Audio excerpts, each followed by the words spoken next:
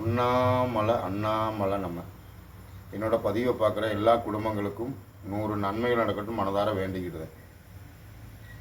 இப்போ நான் பேசி வந்தது என்னன்னு கேட்டீங்கன்னா, போன வருடம் இப்போ இருக்கிற அமெரிக்க அதிபர் பதவி ஏற்றுட்டா இப்படியெல்லாம் நடக்கும், அது பாதிப்பு என்னென்னா நம்ம இந்தியாவுக்கு தான் பாதிப்பு அப்படின்னு சொல்லியிருந்தேன். அதாவது வர்த்தக ரீதியில். அப்போ யாருக்காவது அதாவது பிரச்சனை வரும்போது தான் நீங்கள் அது பிரச்சனையை பற்றி பேசுவீங்க. ஆனால் பிரச்சனை வர்றதுக்கு முன்னக்கூட்டி நான் பேசியிருந்தேன். இப்போ இல்லை, 5 ஆண்டுகளுக்கு முன்னக்கூட்டியே நான் பேசியிருந்தேன்.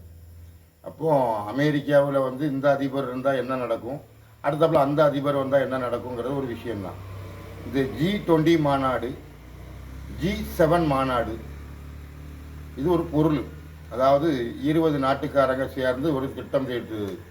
இப்போ 21 நாடாக ஒரு நாட்டை இப்போ இணைச்சிட்டாங்க. இப்போ 21 நாடு. அப்போ G20 மாநாட்டில் அப்போ என்னென்ன திட்டம் போடுறது தான் நடைமுறைக்கு வரும்.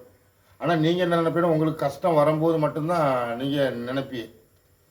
இப்போது வந்து கச்சா எண்ணெய் பிரச்சனை, இது நான் ஆரம்பத்திலே சொல்லியிருந்தேன். அமெரிக்க அதிபர் வந்துட்டாருன்னா பாதிப்பு யாருக்குன்னு கேட்டிங்கன்னா இந்தியாவுக்கு தான்.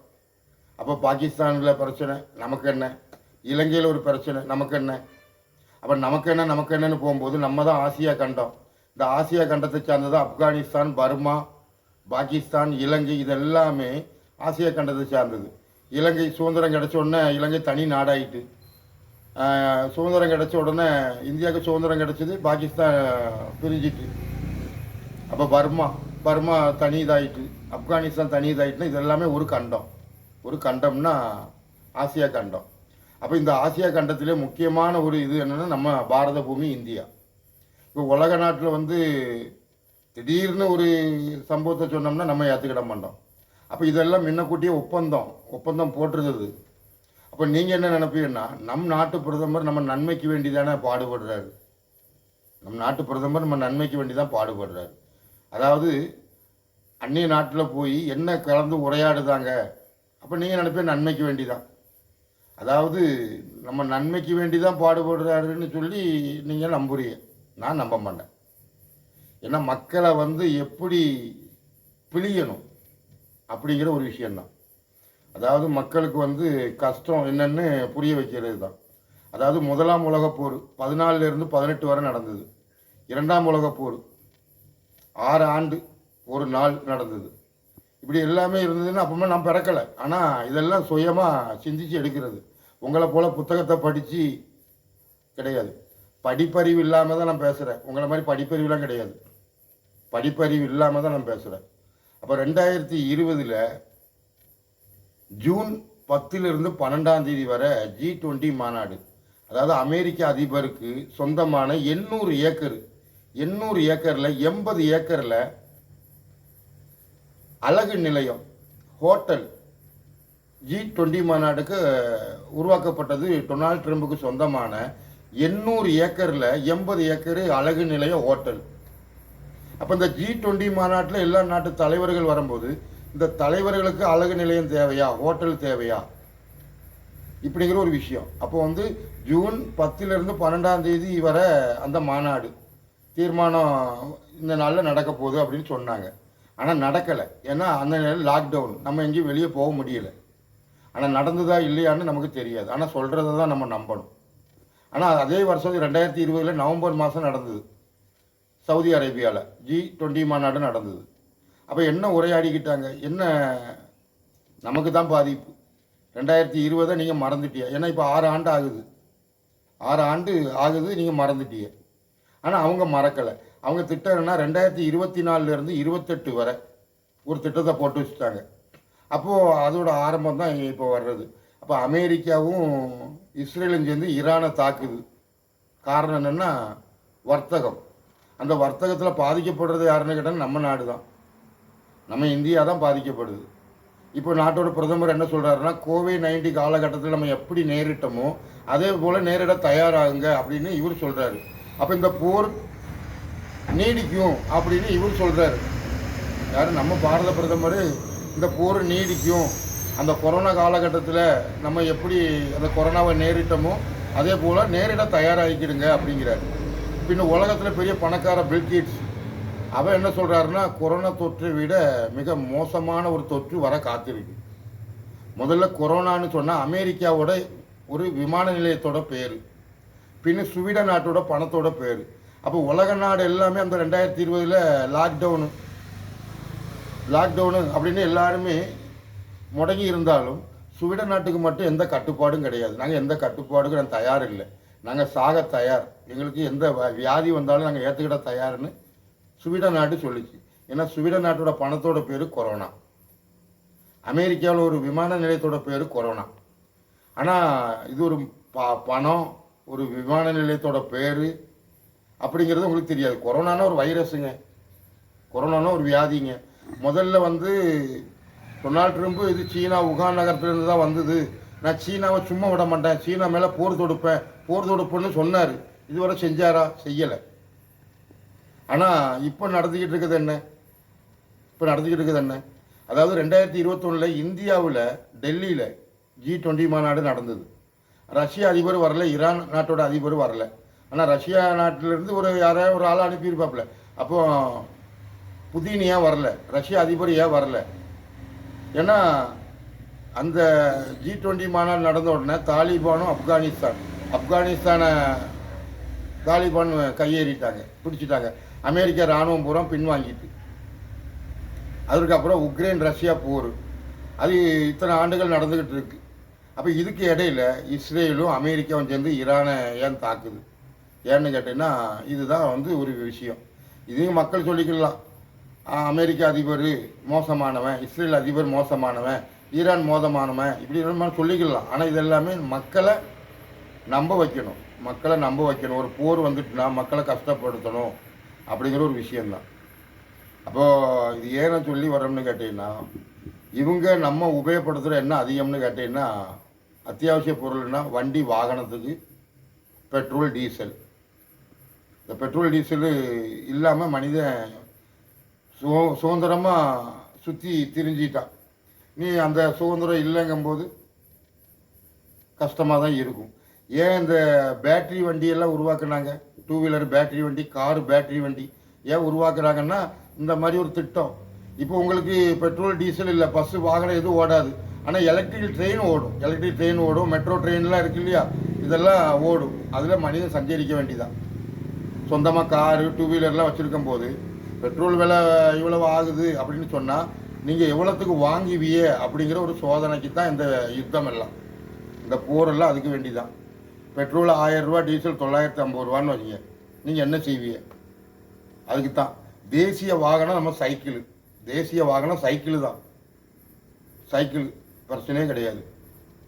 உடம்புல சுகரு, கொலஸ்ட்ராலு, எந்த வியாதியும் வராது. இல்லை நடைப்பயணம். ஆனால் இப்போ எந்த ஒரு மனிதனாலும் நடக்கிறானா? நடக்கிறது இல்லை. ஏன்னா வண்டி வாகனத்தில் சொகுசாக பழகி கண்டுக்கிட்டான். ஆனால் இதெல்லாம் பழகி கண்டுக்கிட்டோம்னா இது யாருக்கு லாபம்னா அந்நிய நாட்டுக்காரனுக்கு லாபம்.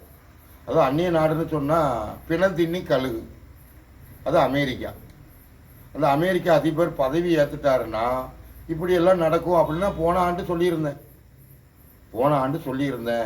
ஆனால் அதற்கு முன்னக்கூட்டி டொனால்ட் ட்ரம்ப்பு கொரோனா டயத்தில் நம்ம இந்தியாவில் நம்ம பாரத பிரதமரை சந்திச்சுட்டு போன பிறகு தான் மறு மாதம் மார்ச் 22 லாக்டவுனு. அப்போது மறு மாதம் பிப்ரவரி 24 வந்தார், மறு மாதம் 22 மார்ச் 22 லாக்டவுனு. அன்னையிலிருந்து நான் இந்த அமெரிக்க அதிபரை இவர் ஏன் வந்தார், என்ன பேசிக்கிட்டாங்க? சீனா அதிபர் வந்தார். அப்போ N95 ஒரு கப்பல், சீனாவோட கப்பல் தூத்துக்குடி ஹார்பருக்கு வந்தது. அதே முகக்கவசம் 2020 வெளியே வந்தது, N95. அப்போது இதெல்லாம் என்ன ஏதுங்கிறது நான் சிந்திச்சுக்கிட்டே தான் இருக்கிறேன். எனக்கு அதான் வேலை. ஆனால் உங்களை மாதிரி போன மாதம் இருக்கு இல்லையா, போன மாதம் பூரா எப்ஸ்டீன் ஃபைல் அப்படின்னு சொன்னால், எப்ஸ்டீன் ஃபைல் 2019 அவர் ஜெயிலில் இறந்துட்டார். ஒரு பாலியல் குற்றத்துக்கு வேண்டி உள்ள சிறையில் இருந்து இறந்துட்டார் அப்படின்னு சொல்கிறாங்க. அப்போ இந்த G20 மாநாடுக்கு 800 ஏக்கரில் 80 ஏக்கர் அழகு நிலைய ஹோட்டல் இது இருக்குது. இந்த 20 நாட்டுக்காரங்களுக்கு அழகு நிலையம் தேவையா, ஹோட்டலு தேவையா? அப்போ பெண்களுக்கு தான் அழகு நிலையம் தேவை. ஹோட்டல்னு சொன்னால் அப்போ அமெரிக்காவில் நடக்குன்னா எந்த மாதிரி வசதியாக இருக்கும்? இது நான் இன்னைக்கு சொல்லலை. உங்களை மாதிரி எப்ஸ்டீன் ஃபைல் ஒன்று வெளியே வந்துட்டோன்னே ஓ இவர் அது அப்படி இது இப்படி அதுதான் இல்லை விஷயம். ஆனால் 2020 எத்தனை மக்கள் இறக்கப்பட்டாங்க, அதுக்கு காரணம் யார்? அதை சிந்திக்கலை. ஒரு செய்தி வந்த உடனே எப்ஸ்டீன் ஃபைல், ஐயோ அமெரிக்க அதிபர் கொடூரமானவன், எப்ஸ்டீனுக்கும் அவருக்கும் தொடர்பு இருக்குது, ட்ரம்புக்கும் அவருக்கும் தொடர்பு இருக்குது, நம்ம பாரத பிரதமர் மோடிக்கும் ஒரு தொடர்பு இருக்குது, இப்படிலாம் நீங்கள் சர்ச்சையை உண்டு பண்ணி. ஆனால் ஃபைல் அப்படின்னு சொன்னால் 2020 இந்த லாக்டவுனு கொரோனா வைரஸ் அப்படின்னு சொல்லி மனிதன் இறந்து போயிட்டான். கொரோனா அவன் உடம்புல உறுப்புகள் என்னென்ன இருக்குது என்ன இல்லை கண்டுபிடிச்சியலா? கிடையாது. ஏன்னு கேட்டீங்கன்னா அந்த இறந்துட்டார், கொரோனாவில் இறந்துட்டார், அந்த பாடியை வீட்டுக்கே கொண்டு வராதிய, அதை அப்படியே கொண்டு போயிருங்க. சொந்த தகப்பன், சொந்த தாய், சொந்த பந்தம் கொரோனா வியாதியினோட அந்த அந்த ஜடலத்தையே கூட பார்க்க விரும்பாத ஜனங்கள் தான் நீங்கள். அப்போ அந்த உடம்புல உள்ள உறுப்புகளை பூரா எடுத்துட்டாங்க. அந்த உடம்புல உள்ள உறுப்புகளை எடுத்து வேக வச்சு கடலில் போடுவான், இல்லை வேறு மனிதருக்கு செலுத்துவான். அவங்களுக்கு தேவை என்ன? ஒவ்வொரு மனிதன் குடிமகம்னால கடன் இருக்குன்னா உன் கடனை எப்படி முதலெடுக்கிறதுனா உன் உடம்புல உள்ள உறுப்புகளை எடுத்துட்டா கடனை அடைஞ்ச மாதிரி தான். அப்போ எத்தனை லட்சம் மக்கள் அந்த கொரோனா இதில் இறந்தாங்களோ, அப்போ யாருக்கு பாதிப்பு? அமெரிக்காவில் எத்தனை பேர் இறந்தாங்கன்னு உங்களுக்கு தெரியுமா? சீனாவில் எத்தனை பேர் இறந்தாங்கன்னு உங்களுக்கு தெரியுமா? இலங்கையில் எத்தனை பேர் இறந்தாங்க? எல்லாம் செய்தியை பார்க்குறது. ஆனால் பாதிக்கப்பட்டது நம்ம நாட்டில் தான் பாதிக்கப்பட்டாங்க. ஆனால் மீண்டும் அது தொடரப்போகுது. மக்களை வண்டி வாகனம் எது ஓட விடாமல், வண்டி வாகனம் ஓடனா பெட்ரோல் வேணும், டீசல் வேணும். அது காரணம் என்ன? போர் நடக்கு, இது வரல. அப்போது வண்டி வாகனத்தை ஓரம் கட்டிட்டு சைக்கிளை வாங்கி ஓட்ட வேண்டிதான், இல்லை நடைபயணமாக பண்ண வேண்டிதான். பின்ன வண்டி வாகனம் இல்லைன்னா electrical train, electrical two wheeler, electrical car இருக்கு இல்லையா, அதை பயன்படுத்திக்கிடுவியே. அதுக்கு தான் எலக்ட்ரிக்கல் காரு டூ வீலரில் 2020 அப்புறம் தான் இங்கே அதிகமாக வர ஆரம்பிச்சிது.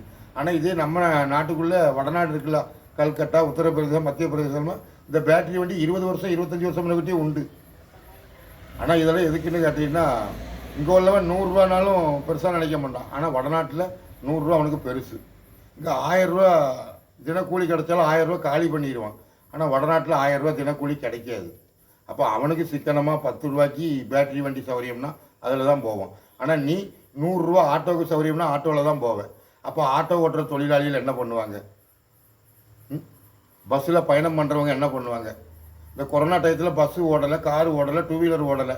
ஆனால் அதுக்கப்புறம் ஓட ஆரம்பிச்சிது இ பாஸுன்னா ஒரு மனிதனுக்கு தேவைப்படும் அப்படிங்கிற ஒரு தெரிஞ்சுக்கிட்டதுக்கு தான். அப்போ இப்போ பெட்ரோல் டீசல் தட்டுப்பாடாகுது, கேஸு தட்டுப்பாடாகுது. இதெல்லாம் காரணம் என்னென்னா, ஆனால் இந்த நேரத்தில் ஏன் கொண்டு வந்தாங்கன்னா, நம்ம நாட்டுக்குள்ளே தேர்தல் வருது. ஏன்னா உங்கள் நாட்டில் உள்ள மக்களுக்கு என்னென்ன தேவைன்னு அந்நிய நாட்டுக்காரன் கண்டுக்கிட்டு இருக்கிறான். அந்நிய நாட்டுக்காரன் யார்? அமெரிக்காக்காரன் தான். அவனுக்கு உடந்த மற்ற நாட்டுக்காரங்கள் எல்லாம். ஆனால் நான் என்ன சொல்லி வர்றோம்னு கேட்டீங்கன்னா, எல்லாத்தையும் பழைய நிலைமைக்கு கொண்டு வரணும் அப்படிங்கிறது அவங்களோட இது. ஆனால் நீங்கள் புதுசாக போய்கிட்டு இருக்கணுங்கிறிய. 20 வருஷம் முன்னக்கூட்டி எப்படி இருந்தது, 25 வருஷம் முன்னக்கூட்டி எப்படி இருந்ததுன்னா இப்போ உள்ள இளைஞர்களுக்கு தெரியாது. ஆனால் இனி வரக்கூடிய காலம் பழைய காலம் போல ஆகும். டூ வீலர் இல்லை, சைக்கிள். ஒரு வீட்டுக்கு ஒரு சைக்கிள் தான் இருக்கும் அன்றைய காலத்தில். இப்போ ஒரு வீட்டுக்கு 4 two wheeler, 4 car, 5 car, 10 car, இப்படிலாம் வசதி தக்கனை இருக்குது. ஆனால் வசதி தக்கனை இருக்குன்னா எல்லாம் இந்த எண்ணெய், பெட்ரோல், டீசல் இது இல்லைன்னா என்ன செய்வாங்க? வசதி உள்ளவன் எப்படினாலும் உபயோகப்படுத்திடுவான், வசதி இல்லாதவன் என்ன செய்வான்? அப்போ வசதி உள்ளவனுக்கு தான் அரசியல் எல்லாமே, அரசாங்கம் எல்லாமே வசதி உள்ளவனுக்கு தான். வசதி இல்லாதவன் கை கட்டி நிற்க வேண்டிதான். அம்மை அப்பன் துணை.